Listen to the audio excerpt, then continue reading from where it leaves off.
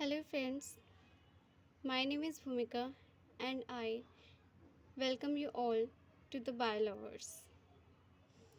So, आज मेरी first class है, क्लास 10th का सिलेबस मैं अपने इस बायोलवर्स चैनल पे कराने वाली हूँ।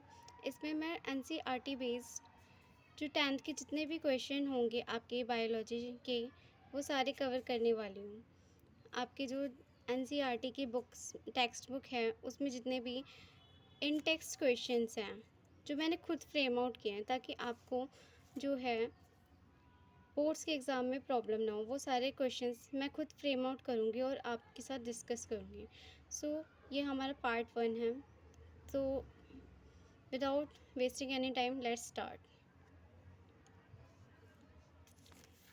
The process which together performs the maintenance job in living beings is called. ये आपके बहुत ही बोल सकते कि सिंपली पूछी जाने वाली स्टेटमेंट है। लाइफ प्रोसेसेस जो बायोलॉजी का फर्स्ट चैप्टर है आपके 10th की टेक्स्ट बुक का, तो इसका आंसर क्या आएगा आपके पास? Life processes. Life on this earth depends on carbon based molecules. जब आप अपनी टेक्स्ट बुक खोलेंगे इसको करने के बाद, शीट को करने के बाद, तो आप देखेंगे कि मैंने एक एक लाइन कवर करके क्वेश्चन फ्रेम किया है और ये आपको बहुत आगे हेल्प करेगा। सो life on this earth depends on the carbon based molecules. Dash reactions are the most chemical means to break down molecules.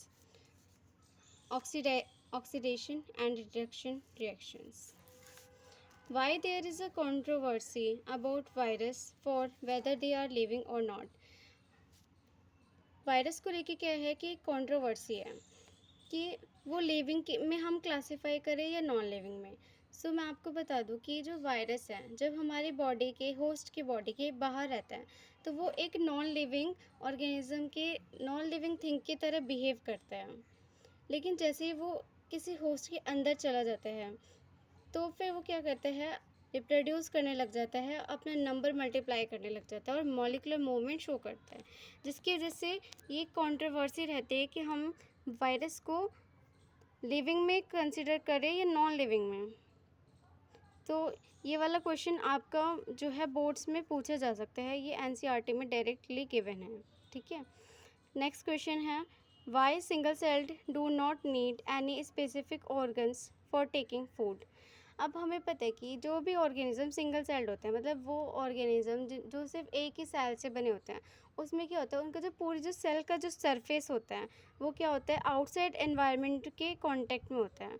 तो अगर उन्हें फूड लेना है तो वो क्या करते हैं, एंडोसाइटोसिस कर लेते हैं, और अंदर उनके फूड जो है सेल वैक्यूल के अंदर जब डाइजेशन हो जाता है तो एक्सक्रीशन एक्सोसाइटोसिस के थ्रू हो जाते हैं। इसलिए उनको कोई ज़रूरत नहीं है specially digestive system, respiratory system, excretory system, क्योंकि उनकी पूरी बॉडी की जो सिंगल सेल है वो भी आउटसाइड एनवायरनमेंट के कांटेक्ट में है, तो उन्हें नीड नहीं है। लेकिन हमारे मल्टी सेलुलर ऑर्गेनिज्म के केस में क्या होता है कि हमारी जो बॉडी है, हमारी बॉडी की जो सरफेस सेल्स हैं, मतलब हाथ की जो ऊपर ऊपर की सेल्स वगैरह है, वो तो आउटसाइड एनवायरनमेंट के कांटेक्ट में है, लेकिन हमारे जो इंटरनल ऑर्गन्स के जो सेल्स वगैरह हैं वो तो कांटेक्ट में नहीं है ना, तो उन्हें तो चाहिए चीज़ें अपने ग्रोथ नरिशमेंट के लिए। इसलिए हमारी बॉडी में digestive system, excretory system, respiratory, अलग अलग तरीके के सिस्टम हैं जो कि एक साथ हमारी बॉडी में काम करते हैं, ताकि लिविंग जो बीइंग है,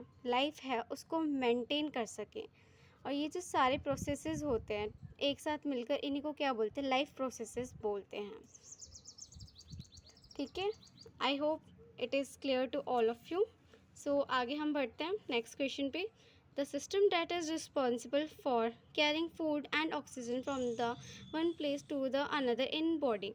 हमारी बॉडी में ऐसा कौन सा सिस्टम है जो फूड और ऑक्सीजन को एक प्लेस से दूसरे प्लेस पर कैरी करने में हेल्प करता है? उस सिस्टम का नाम क्या है? तो ऑप्शन है आपके पास ट्रांसपोर्टेशन, डाइजेस्टिव, रेस्पिरेटरी और एक्सक्रीटरी। सो इसका आंसर आएगा transportation system. Next question is autotrophs use. Autotrophs क्या यूज़ करते हैं, तो मैं आपको बता दूं कि ऑटोट्रोप्स क्या होते हैं। ऑटोट्रोप्स वो होते हैं जो अपना खाना खुद बनाते हैं। हेटरोट्रोप्स वो होते हैं जो अपना खाना खुद प्रिपेयर नहीं कर सकते। वो ऑटोट्रोप्स पे डायरेक्टली और इनडायरेक्टली डिपेंड होते हैं अपने फूड के लिए। तो ऑटोट्रोप्स क्या यूज़ करते हैं, इनऑर्गेनिक मटेरियल यूज़ करते हैं। क्या यूज़ करते हैं, इनऑर्गेनिक मटेरियल। आप चिंता मत करें, ये ब्लैंक्स मैं आपको इसकी आंसर की जो है वो अलग से चैनल पे प्रोवाइड कर दूँगी। Okay, next question is living beings use biocatalyst call. हमारे जो लिविंग बींग्स हैं, ठीक है, उनके अंदर क्या होता है, लिविंग को मेंटेन करने के लिए जितने प्रोसेसेस होते हैं, ठीक है, लाइफ को मेंटेन करने के लिए जितने भी प्रोसेसेस होते हैं, ठीक है, बायोकेमिकल जो रिएक्शंस होते हैं बॉडी में, मेटाबॉलिक रिएक्शंस होती हैं, उनको कैटेलाइज करने के लिए कैटलिस्ट यूज़ होते हैं। ठीक है, बॉडी के अंदर कैटलिस्ट होते हैं, उन कैटलिस्ट को हम क्या बोलते हैं, एंजाइम्स। क्या आएगा यहाँ पे आंसर, एंजाइम्स बोलते हैं। फिर हेटरोट्रोप्स डिपेंड्स ऑन, मैंने अभी आपको बताया था कि हेटरोट्रोप्स किस पे डिपेंड करते हैं, ऑटोट्रोप्स पे डायरेक्टली भी कर सकते हैं और इनडायरेक्टली भी कर सकते हैं।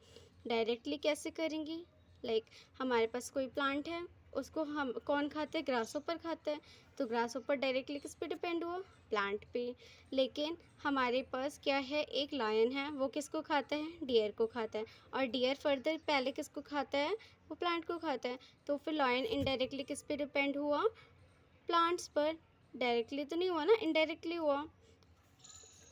फिर नेक्स्ट क्वेश्चन है आपके पास, animals and fungi are, animal और फंजाई किस कैटेगरी में आते हैं, ऑटोट्रोप्स में या हेटरोट्रोप्स में।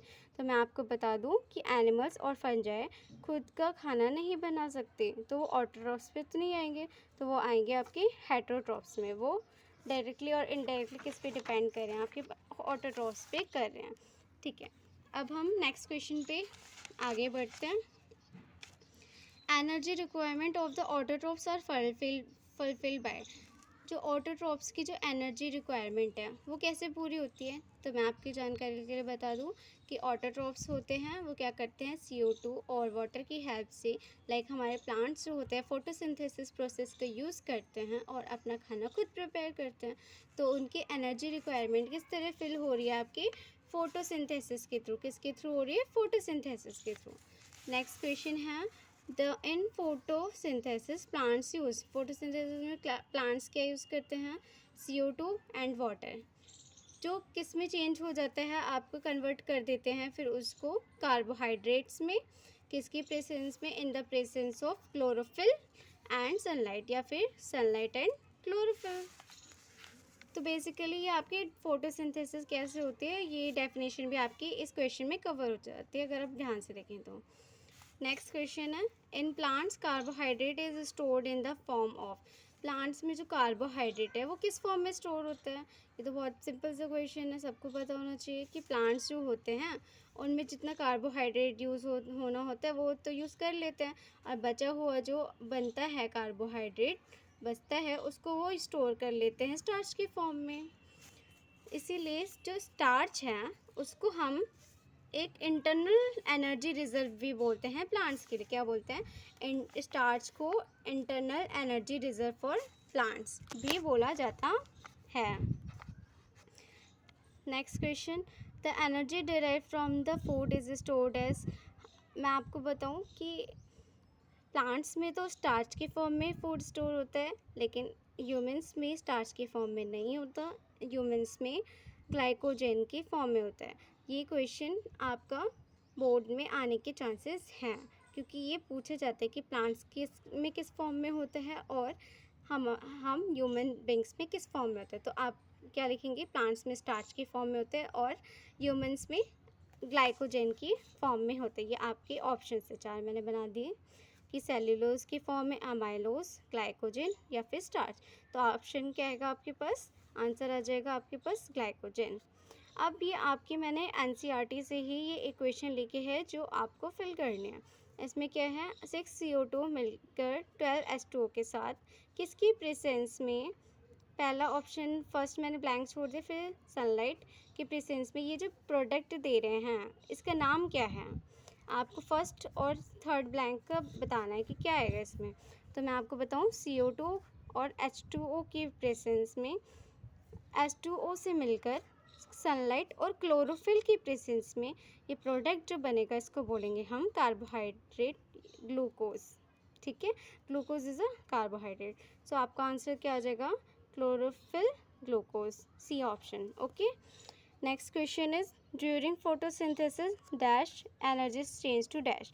ये भी क्वेश्चन आपसे डायरेक्टली पूछा जा सकता है कि इस साल तो जैसे एमसीक्यू बेस्ड भी क्वेश्चन आएंगे तो आपसे डायरेक्ट से क्वेश्चन सिंपल से पूछ सकते हैं कि फोटोसिंथेसिस के दौरान एनर्जी, कौन सी एनर्जी किस एनर्जी की फॉर्म में चेंज होती है। तो मैं आपको बता दूं, light energy changes to chemical energy. जो सनलाइट एनर्जी होती है उसको प्लांट्स केमिकल एनर्जी की फॉर्म में चेंज कर देते हैं, तो इसमें आएगा light to chemical. Okay, option number C. Next question is dash is an essential element used in the synthesis of the protein. ये एक हिडन लाइन है जो बच्चों को मोस्टली नहीं पता होगी, एनसीईआरटी में खोलेंगे तो ज़रूर मिलेगी। तो इसका आंसर आएगा नाइट्रोजन। नाइट्रोजन की जो है एक ऐसा एलिमेंट है जो सॉइल से लेते हैं प्लांट्स और हेल्पफुल होता है प्रोटीन सिंथेसिस में प्लांट्स के लिए। ठीक है, अब ये भी क्वेश्चन इनडायरेक्टली पूछा जा सकता है एमसीक्यूज की फॉर्म में आपसे कि नाइट्रोजन है प्लांट्स किस फॉर्म में लेते हैं। तो इसका आंसर आएगा नाइट्रेट्स या नाइट्राइट्स, नाइट्राइट्स या फिर नाइट्रेट्स। और किस फॉर्म में लिया जा सकता है? ऑर्गेनिक कंपाउंड की फॉर्म में भी लिया जा सकते हैं, जो किसके थ्रू बनाए जाते हैं? बैक्टीरिया के थ्रू। लाइक राइजोबियम बैक्टीरिया, आपको पता है कि क्या करता है? एटमॉस्फेरिक नाइट्रोजन जो होता है वो उसकी फिक्सेशन करता है राइजोबियम बैक्टीरिया। और कहाँ पे प्रेजेंट होता है आपके पास? रूट नोड्यूल्स में प्रेजेंट होता है लेग्यूमिनस प्लांट्स के। So thank you all, bye bye, take care. हम अब नेक्स्ट पार्ट 2 में इसके मिलेंगे। हम आगे का चैप्टर इसका डिस्कस करेंगे। अगर आपको और भी वीडियोस चाहिए हो, लाइक एक्सप्लेनेशन वाली भी चाहिए हो, तो आप मुझे बता सकते हैं कमेंट बॉक्स में। I will definitely make videos on them. Okay, thank you, bye bye.